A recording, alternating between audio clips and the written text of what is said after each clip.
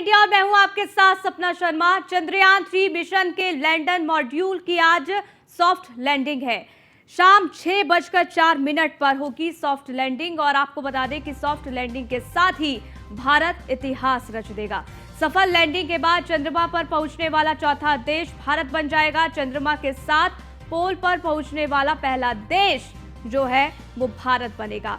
तो यहां पर इतिहास आज रचेगा भारत, इसकी पूरी उम्मीद सभी को है।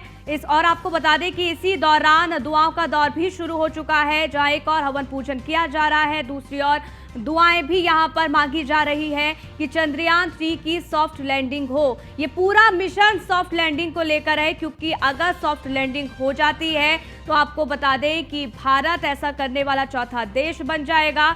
तो वहीं साउथ पोल पर पहुंचने वाला भारत पहला देश बन जाएगा। तो अपने आप में ये इतिहास भारत के लिए होगा। इसके साथ ही बता दें कि इससे पहले अमेरिका, रूस, चीन पहुंच चुका है, सॉफ्ट लैंडिंग कर चुका है। अब इंतजार इस लिस्ट में भारत के नाम के जुड़ने का है। अब यहां पर आपको बता दें कि सभी दुआएं मांग रहे हैं। हमने तस्वीरें भी आप तक पहुंचाई थी, किस तरीके से हवन पूजन किया गया था। लेकिन आज का दिन अपने आप में बेहद ऐतिहासिक है। सफल लैंडिंग के बाद चंद्रमा पर पहुंचने वाला भारत देश का चौथा देश बन जाएगा।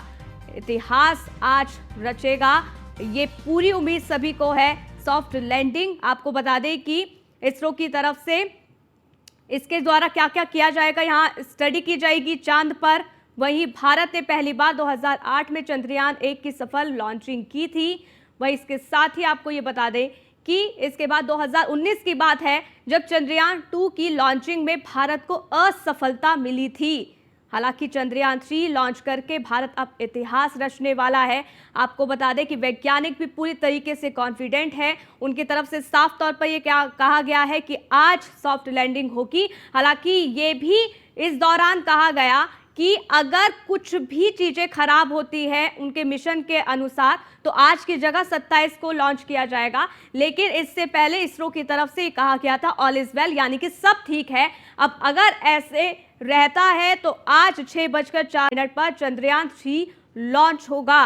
तो यहां पर क्योंकि चंद्रयान 2 का भी यही मकसद था, सॉफ्ट लैंडिंग नहीं हो सकी थी, क्रैश हो गया था, जिसके बाद यह मिशन अनसक्सेसफुल रहा था। लेकिन इस बार अपनी सारी गलतियों को देखते हुए इसरो ने चंद्रयान 3 को लॉन्च किया। अब सभी की निगाहें, ना सिर्फ भारत की निगाहें इस पर हैं, बल्कि देश भर और दुनिया भर की जो निगाहें हैं वो इस पर रहने वाली हैं। हालांकि इससे पहले रूस ने भी भेजा था, लेकिन रूस का जो लैंडर था वो क्रैश हो गया। और आपको बता दें कि भारत ने उसको देखते हुए भी अब अपनी एक अलग से तैयारी शुरू कर दी है।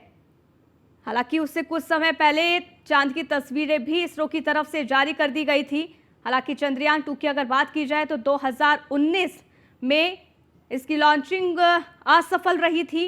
हालांकि आपको बता दें कि उसके बाद 4 साल तक इसरो की तरफ से कड़े प्रयास किए गए, कड़ी मेहनत की गई और उसके बाद चंद्रयान 3 को अब लॉन्च यहां पर कर दिया गया है। इंतजार इसकी लैंडिंग का है। अब यहां पर जो समय बताया जा रहा है वो शाम 6:04 का बताया जा रहा है, जब चंद्रयान 3 की सॉफ्ट लैंडिंग होगी। और अगर ऐसा होता है तो भारत इतिहास रच देगा। सफल लैंडिंग के बाद चंद्रमा पर पहुंचने वाला चौथा देश भारत बन जाएगा। इससे पहले अमेरिका, रूस, चाइना यहां पर सॉफ्ट लैंडिंग कर चुके हैं। और अगर भारत भी चंद्रयान 3 की सॉफ्ट लैंडिंग कर देता है तो इस लिस्ट में शामिल हो जाएगा। चंद्रमा के साउथ पोल पर पहुंचने वाला देश का पहला, आपको बता दें कि यहां पर देश पहला बन जाएगा भारत। और ऐसे में एक बहुत बड़ा यहां पर इतिहास भारत के द्वारा रचा जाएगा। अब नजर रहने वाली है कि क्या कुछ होता है, लेकिन आपको लगातार जानकारी दे रहे हैं। चंद्रयान 1 सक्सेसफुली रहा, चंद्रयान 2 को लॉन्च किया गया, जो कि जानकारी दे रहे हैं पीयूष तिवारी हमारे संवाददाता ऑनलाइन पर जुड़ गए हैं। जरा जानकारी उनसे लेते हैं। पीयूष, आज का दिन बेहद ऐतिहासिक, ना सिर्फ देशवासियों के लिए बल्कि दुनिया भर के लिए। बिल्कुल, अगर हम बात करें तो भारत कुछ ही घंटों में कहीं न कहीं इतिहास रचने वाला है। भारत का चंद्रयान-3 चाँद के बेहद करीब पहुंच चुका है और करीब 6:04 का वक्त बताया जा रहा है जब चंद्रयान-3 चाँद के साउथ पोल पर सॉफ्ट लैंडिंग करेगा। और सबसे बड़ी बात है कि भारत के लिए ऐतिहासिक दिन इसलिए भी है कि अब तक दुनिया का कोई भी देश चाँद के साउथ पोल पर नहीं उतरा है। इसरो के वैज्ञानिकों का दावा है कि चाहे आज जो कुछ भी हो जाए, लेकिन लैंडिंग जो है वो होकर रहेगी। हालांकि कुछ वैज्ञानिकों का ये भी कहना है कि अगर किसी भी तरीके की समस्या आती है, कोई परेशानी आती है, तो इस लैंडिंग को कहीं न कहीं 27 अगस्त को भी कराया जा सकता है।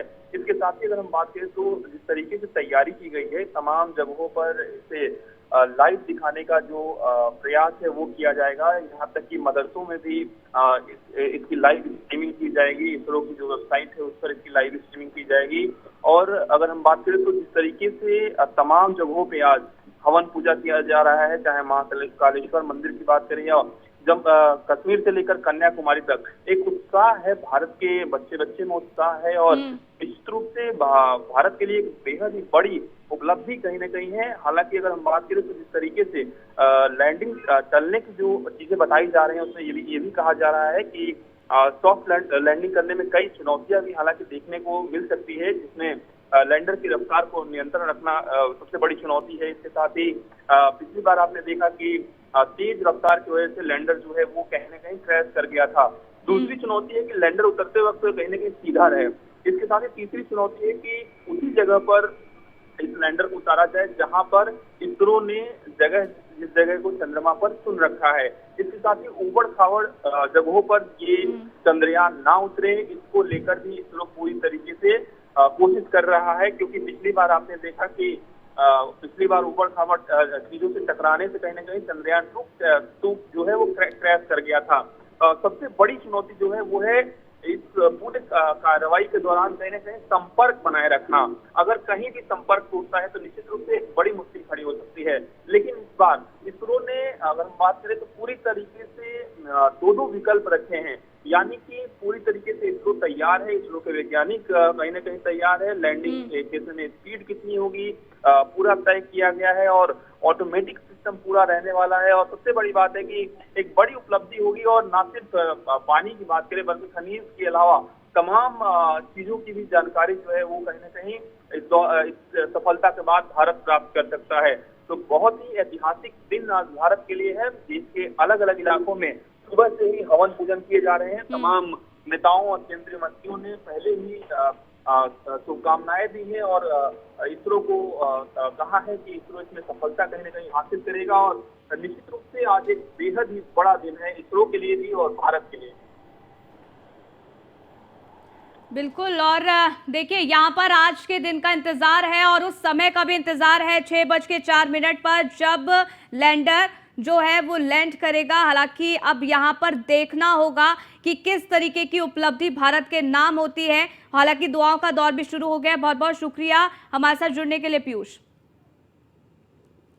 और इसी बीच आपको बता देते हैं कि चंद्रयान-3 में आखिरकार है क्या। चंद्रयान मिशन के तहत इसरो जो है वो अपने मिशन को पूरा करना चाह रहा है। भारत ने पहली बार 2008 में चंद्रयान-1 की सफल लॉन्चिंग की थी। वहीं अगर बात की जाए इसके बाद 2019 में चंद्रयान-2 की लॉन्चिंग यहां पर भारत को असफलता जरूर इस दौरान मिली थी, लेकिन चंद्रयान-3 लॉन्च करके भारत अब इतिहास रचने वाला है जिस पर सभी की निगाहें रहने वाली हैं। इसके साथ ही चंद्रयान का जो मिशन है इसके तहत इसरो चांद की स्टडी करना चाहता है कि किस तरीके से चांद पर अगर भूकंप आता है तो किस तरीके से आता है और कितनी तीव्रता से आता है। इसके अलावा भी कई तरीके की ऐसी स्टडी है जो कि यहां पर इसरो के द्वारा किया जाएगा। अब इंतजार है क्योंकि तमाम वैज्ञानिकों की तरफ से ये कह दिया गया है कि उनको पूरा कॉन्फिडेंस है कि इस बार चंद्रयान-3 सफल रहेगा और यही वजह है कि दुनिया भर की जो नजरें हैं वो इसी ओर है। और अब यहां पर दुआओं का दौर भी शुरू हो गया है क्योंकि ये एक गौरवान्वित करने वाला पल होगा।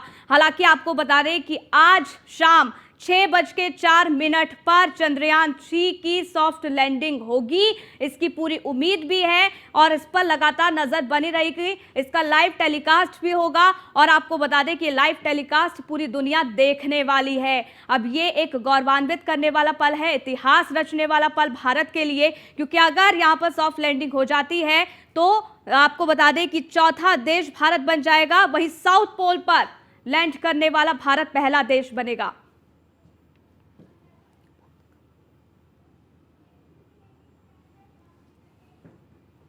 वहीं लखनऊ से खबर है, जहां आपको बता दें कि दरगाह शाह मीना शाह पहुंचे हैं मोहसिन रजा। चंद्रयान 3 की सफल लैंडिंग के लिए मांगी दुआ। दरगाह पर चादर पोशी के साथ दुआ की गई है। पूर्व मंत्री और हज समिति के अध्यक्ष मोहसिन रजा ने दुआ मांगी है। अब क्योंकि आप देखिए, चंद्रयान 3 आज लैंड करने वाला है और इसको देखते हुए दुआओं का दौर भी शुरू हो चुका है, जहां पर हवन पूजन पूजा अर्चना की जा रही है। तो वहीं आपको बता दें कि चाहे आम लोग हो या नेता हो, तमाम तरीके की दुआएं करते वो नजर आ रहे हैं। यहां पर दरगाह शाह मीना शाह पहुंचे हैं मोहसिन रजा, जिनकी तस्वीरें आपको दिखा रहे हैं। चंद्रयान 3 की सफल लैंडिंग के लिए उन्होंने दुआ मांगी है। दरगाह पर चादर पोशी के साथ दुआ की गई है। पूर्व मंत्री और हज समिति के अध्यक्ष हैं मोहसिन रजा, और उन्होंने चंद्रयान 3 की सफल लॉन्चिंग के लिए यहां पर लैंडिंग के लिए दुआ मांगी गई है। हालांकि आपको बता दें कि अब दुआओं का दौर शुरू हो चुका है। जहां एक और पूजा अर्चना की जा रही है, तो वहीं छात्र छात्राएं भी बेहद उत्साहित। वहीं यूपी में आज शाम को भी खुलेंगे सरकारी स्कूल। मिशन चंद्रयान 3 की लैंडिंग का लाइव टेलीकास्ट होगा। शाम 5:15 से 6:15 तक खोले जाएंगे सरकारी स्कूल। वहीं शाम 6:04 तक चंद्रयान 3 चंद्रमा की सतह पर उतरेगा और इसका लाइव टेलीकास्ट होगा, जिसको स्कूली छात्र देखते नजर आने वाले हैं। तो यहाँ पर ना सिर्फ इसरो के वैज्ञानिक उत्साहित हैं, ना जनता उत्साहित है, बल्कि बच्चे भी बेहद उत्साहित हैं। और यही वजह है कि यूपी में आज शाम को भी सरकारी स्कूल खुलने वाले हैं। मिशन चंद्रयान 3 की लैंडिंग का लाइव टेलीकास्ट उनके द्वारा देखा जाएगा। शाम 5:15 से 6:15 तक ये जो सरकारी स्कूल हैं वो खोले जाएंगे, जो कि अपने आप में बेहद खास बात है। शाम का वो समय जिस पर सभी की निगाहें रहने वाली है, वो भारत जो कि आज इतिहास रचने वाला है। 6:04 तक चंद्रयान 3 चंद्रमा की सतह पर उतरेगा। और अगर ऐसा होता है तो आपको बता दें कि जहां भारत चौथा ऐसा देश बन जाएगा, वहीं साउथ पोल पर उतरने वाला भारत पहला देश बनेगा। तो अपने आप में ये इतिहास और गर्व की बात है। और इसी बीच बच्चों में भी बेहद उत्साह। पूजा अर्चना का दौर शुरू हो चुका है। कुछ समय पहले तस्वीरें भी आपको दिखाई थी, किस तरीके से तमाम जो मंत्री हैं वो दरगाह पहुंच रहे हैं, मंदिर पहुंच रहे हैं, पूजा अर्चना कर रहे हैं, हवन पूजन कर रहे हैं।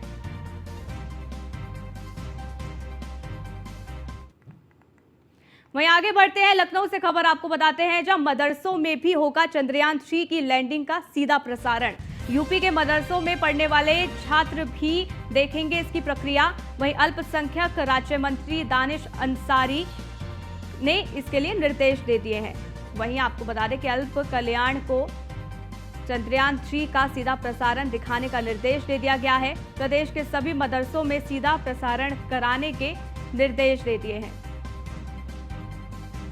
संदीप मिश्रा हमारे संवाददाता जुड़ गए, उनसे ज्यादा जानकारी ले लेते हैं। संदीप, आज का दिन बेहद ऐतिहासिक रहने वाला है, सभी की निगाहें इस पर है। चंद्रयान 3 जिसकी आज सॉफ्ट लैंडिंग की उम्मीद सभी को है, और यही वजह है कि इसका लाइव प्रसारण जगह जगह पर दिखाया जाएगा। किस तरीके की तैयारी की जा रही है? देखिए, निश्चित तौर पे बिल्कुल आज के दिन की अगर बात करते हैं तो निश्चित तौर पे आज का दिन बड़ा ही अच्छा दिन है, क्योंकि जिस तरीके से भारत के मून मिशन यानी कि चंद्रयान 3 पर पूरी दुनिया की निगाहें टिकी हुई हैं। अगर बात करते हैं चंद्रयान 3 के, तो इतिहास में रचने वाला कुछ ही घंटों में दूरी का तय करने वाला समय है। यानी कि साफ है कि आज के दिन की अगर बात करते हैं तो शाम 6 बजे लैंडिंग का होगा। इसके लिए पूरे जितने भी मदरसे हैं सभी पे अल्पसंख्यक कल्याण मंत्री दानिश आजाद ने आदेश जारी किया है कि सभी में लाइव प्रसारण जो जो है वो देखा जाएगा। यानी साफ है कि जो चंद्रयान 3 की लैंडिंग होगी उसका लाइव प्रसारण उन बच्चे देख सकेंगे और वहां के उस समय के जो है प्रत्यक्षी बन सकते हैं। यानी कि साफ है कि इस आदेश को पूरी तरीके से सभी स्कूलों को मानने के निर्देश दिए गए हैं। साथ ही 5:15 पे जो है सभी बच्चों को बुलाया गया है। साथ ही साथ 6:15 पे जब लैंडिंग होगी तो सभी बच्चे जो है चंद्रयान 3 के जो है दृश्य को देखेंगे। यानी कि साफ है कि एक बार फिर से चंद्रयान 3 की लैंडिंग को देखने के लिए सभी बच्चों को निर्देशित किया गया है। सबसे बड़ी बात यह है कि अल्पसंख्यक मंत्री ने निर्देश दिया है कि सभी मदरसों में सभी जगहों पे जो है चंद्रयान 3 की जो है लाइव रिपोर्टिंग जो है वो देख सकते हैं। यानी साफ है कि वो बच्चे वो दृश्य के साझा कर सकते हैं, अपने परिवार के साथ देख सकते हैं। यानी कि बच्चों को देखने के लिए जगह जगह पे मॉनिटरिंग लगाए गए हैं। इसके साथ साथ वहाँ पे जो है सीसी कैमरे लगाए गए हैं, साथ ही साथ टीवी लगाई गई है, जिससे कि बच्चे जो है सही से उन लैंडिंग को देख सकें। जी ठीक है, अपने आप में ये ऐतिहासिक का पल है और इसके गवाह हम सभी बनने वाले हैं। और अब इंतजार है शाम 6:04 का, जब चंद्रयान 3 सॉफ्ट लैंडिंग करेगा। बहरहाल बहुत बहुत शुक्रिया संदीप हमारे साथ जुड़ने के लिए, तमाम जानकारी हम तक साझा करने के लिए। ग्रेटर नोएडा से खबर है, जहां महिला ने सोसाइटी के गार्ड पर गाड़ी चढ़ा दी है। आपको बता दें कि कार सीख रही महिला ने 3 लोगों पर गाड़ी चढ़ाई। फर्स्ट एवेन्यू सोसाइटी में जा रही थी महिला। एक महिला गार्ड समेत 3 लोग घायल इसमें हो गए हैं। Guard, delivery boy, service centre कर्मचारी को रौंदा गया है। वीडियो वायरल होने के बाद पुलिस ने कार को सीज कर दिया है। भीड़ जमा होने पर मां बेटी ने हंगामा भी किया। महिला की बेटी की गार्ड्स से तीखी नोकझोंक भी देखने को मिली। मौजूद लोगों ने घायलों को अस्पताल में भर्ती कराया है। घटना का सीसीटीवी फुटेज भी जमकर वायरल हो रहा है, जो कि आपको लगातार दिखा भी रहे हैं। आरोपी चालक महिला बताई जा रही है शिक्षिका। तो देखिए किस तरीके से यहाँ पर जो गाड़ी है उसको चढ़ा दिया गया, जिससे 3 लोग घायल हो गए हैं। महिला ने सोसाइटी के गार्ड पर गाड़ी चढ़ा दी और बताया जा रहा है कि महिला जो है वो कार सीख रही थी और इस दौरान 3 लोगों पर कार चढ़ा दी गई। निशांत शर्मा ब्यूरो चीफ हमारे साथ जुड़ गए, उनसे जरा जानकारी ले लेते हैं। क्या कुछ ये पूरा मामला और इस पूरे मामले को लेकर पुलिस की तरफ से क्या कार्रवाई की जा रही है? देखिए, कहीं ना कहीं ये सोशल मीडिया पर वीडियो वायरल हुए हैं। वीडियो वायरल में साफ तौर पर देखा जा सकता है कि एक सीसीटीवी वायरल हो रही है और एक नोकझोंक का वीडियो वायरल हो रहा है, जहां गौर सिटी फर्स्ट एवेन्यू की पूरी घटना है, जहां तेज रफ्तार जो महिला है वो शिक्षिका बताई जा रही है और जिसके बाद में एक महिला गार्ड के ऊपर गाड़ी चला दी जाती है। एक सर्विस सेंटर और एक डिलीवरी बॉय कर्मचारी पर गाड़ी चढ़ा दी जाती है, जिसमें 3 लोग घायल होते हैं। हालांकि जब गाड़ी को रोक लिया जाता है तो गार्डों द्वारा और सोसाइटी के कुछ लोगों द्वारा, तो कहीं ना कहीं उनके साथ पूरी तरह से नोकझोंक होती है और इलाज कराने से साफ इनकार कर देती है।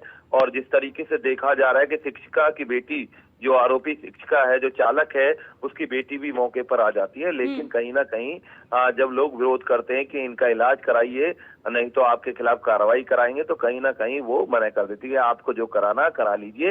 इस तरीके की एक वीडियो ये सोशल मीडिया पर वायरल हुई है। वायरल वीडियो के बाद में जो कोतवाली वितरक है पुलिस का, जो स्थानीय पुलिस है, वो मौके पर पहुंचती है। हालांकि इस पूरे मामले में गाड़ी को सीज कर दिया गया है, जो होंडा सिटी की काले रंग की गाड़ी है, जो साफ तौर पर देखी जा सकती है। जिस तरीके से बेलगाम गाड़ी ने 3 लोगों को घायल कर दिया और कहीं ना कहीं इस गाड़ी को सीज किया गया है। और जो पुलिस के द्वारा, पुलिस का आश्वासन है कि जो शिक्षिका है, जो आरोपी महिला है, उसके खिलाफ भी कार्रवाई की जा रही है। अब जो वीडियो है वो सोशल मीडिया पर तेजी से वायरल हो रहा है। ठीक है, बहुत बहुत शुक्रिया निशांत जी हमारे साथ जुड़ने के लिए, जानकारी हम तक साझा करने के लिए। लखनऊ से खबर है, जहां योगी कैबिनेट की बैठक में लिया गया बड़ा फैसला। योगी सरकार ने सपा सरकार के फैसले को पलटा है। इससे संबंधित प्रस्ताव को योगी कैबिनेट ने मंजूरी दी है। चयन आयोग के हवाले किया जल निगम की जेई भर्ती। 2016 में अधीनस्थ सेवा चयन आयोग से वापस लिया था भर्ती का अधिकार। वहीं आजम खान अखिलेश सरकार में थे नगर विकास मंत्री। ये बड़ी जानकारी आप तक पहुंचा रहे हैं, क्योंकि आपको बता दें कि अब ये बड़ा फैसला इस दौरान लिया गया है। और अखिलेश यादव की जब सरकार थी तो उस समय जो फैसला लिया गया था, उस फैसले को यहां पलटा गया है। इससे संबंधित प्रस्ताव को योगी कैबिनेट ने मंजूरी दे दी है। चयन आयोग के हवाले किया जल निगम की जेई भर्ती। 2016 में अधीनस्थ सेवा चयन आयोग से वापस लिया गया था भर्ती का अधिकार। आजम खान उस समय अखिलेश सरकार में थे नगर विकास मंत्री। तो यहाँ ये बड़ा फैसला लिया गया है। तो योगी कैबिनेट की बैठक हुई और इस दौरान ये बड़ा फैसला यहां लिया गया। आपको बता दें कि योगी सरकार ने सपा सरकार के फैसले को पलट दिया है और इससे संबंधित प्रस्ताव को योगी कैबिनेट ने मंजूरी दे दी है। चयन आयोग के हवाले किया जल निगम की जेई भर्ती। 2016 की बात है, अधीनस्थ सेवा चयन आयोग से वापस लिया गया था भर्ती का अधिकार। आजम खान उस समय अखिलेश सरकार में थे नगर विकास मंत्री। हालांकि अब इस फैसले के बाद किस तरीके से सियासी बयानबाजी देखने को मिलती है ये देखना होगा। लेकिन योगी कैबिनेट में जहां कई अहम फैसले लिए गए तो वहां एक और फैसला ये था जहां योगी सरकार ने सपा सरकार के एक फैसले को पलटा। इससे संबंधित प्रस्ताव को योगी कैबिनेट ने मंजूरी दी। इसके तहत चयन आयोग के हवाले किया गया नगर निगम की जेई भर्ती। संदीप हमारे संवाददाता फोन लाइन पर जुड़ गए, उनसे ज्यादा जानकारी ले लेते हैं। संदीप, यहाँ पर बड़ा फैसला लिया गया है, सपा सरकार में जो फैसला लिया गया था उसको पलटा गया है, इसके क्या कुछ मायने समझे जाएं? देखिए, बिल्कुल बता दें कि समाजवादी पार्टी ने 2016 में अधीनस्थ सेवा चयन आयोग से अपना एक फैसला वापस लिया था, जो कि जेई की भर्ती का मामला था, जो कि जल निगम में बड़े पैमाने पर अवर अभियंताओं की भर्ती हुई थी। इसको लेकर के लगातार जिसमें धांधली की शिकायतें सामने आई थी, लेकिन उस फैसले को उत्तर प्रदेश की योगी सरकार की कैबिनेट ने नामंजूर कर दिया है। यानी कि वो फैसला एक बार फिर से पलट गया है और पूरी तरीके से अब पूरा आयोग जो है इस भर्ती को देखता नजर आएगा। यानी साफ है कि अधीनस्थ सेवा चयन आयोग की अधीन जो है इन भर्तियों को रखा जाएगा। इस भर्ती की अगर बात करते हैं तो इसमें अवर अभियंता की भर्ती थी और इसमें अवर सिविल के और विद्युत को यांत्रिक के, यानी कि दोनों अवर अभियंताओं की भर्ती होनी थी। इसको लेकर के उत्तर प्रदेश की योगी सरकार ने जो फैसला हुआ था उस 2016 में उसको वापस ले लिया है। अब सीधे इस भर्ती पर अधीनस्थ सेवा चयन आयोग के मति से ही इस भर्ती को दिया जाएगा। यानी साथ है कि जो डायरेक्ट भर्ती हुआ करती थी, जो कभी जल निगम विभाग भर्ती क्या करता था, उस भर्ती पे पूरी तरीके से रोक लगा दी है। अधीनस्थ सेवा चयन आयोग के माध्यम से ही पूरी भर्ती की जाएगी, जिससे कि किसी तरीके से गड़बड़ी ना हो सके, किसी तरीके से कोई हस्तक्षेप ना हो सके, यानी मनमानी ना हो सके, अपने रिश्तेदार अपने परिवारों की नौकरी को न लगवा सके, उसको लेकर के चयन आयोग के सीधे माध्यम से ही भर्ती की जाएगी। ठीक है, बहुत बहुत शुक्रिया संदीप ये तमाम जानकारी हम तक साझा करने के लिए। तो इस बुलेटिन में फिलहाल के लिए बस इतना ही, रुकेंगे एक छोटे से ब्रेक के लिए। देखते रहिए न्यूज़ 1 इंडिया।